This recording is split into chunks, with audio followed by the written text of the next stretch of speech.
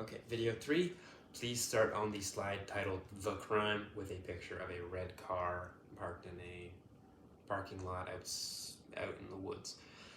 So, later that day, the next day, which was the 22nd of June 1990, the police responding to an Amber Alert found an abandoned car in a parking lot near Lake Scugog, which is so in Ontario. They found the car locked, and upon opening it with force, they found a tremendous amount of blood in the the back seat. If you were using common sense, so for someone to lose so much blood, they would not survive. So there was no traces of any person being there. There was no sign of struggle other than the passenger seat had been leaned back. Other than that, windows were not scratched or broken or damaged, seats were not ripped or torn. Nothing had been very obvious about the case.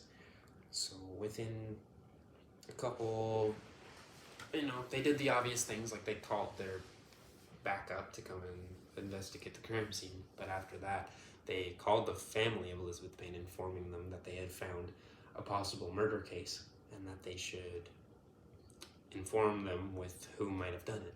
So what the parents said was that it could have been the boyfriend. So they immediately found the address of the boyfriend. Within 2 hours of finding the car, they went to his house and they detained him and brought him into the police station for questioning. I would ask that you please slide to the next slide. This one does not have a title, although it is a picture of a map. The X on the map would be the location of the car found on Lake Scugog. It is assumed that the body was thrown into the lake. There was no body ever found to this day.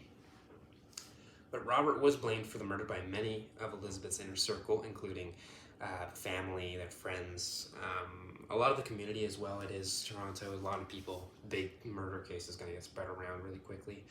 Within, I think, 2 months, it became public that there was a murder, especially with young people. But it is important to note that there was no DNA evidence linking Robert Baltovich to this case.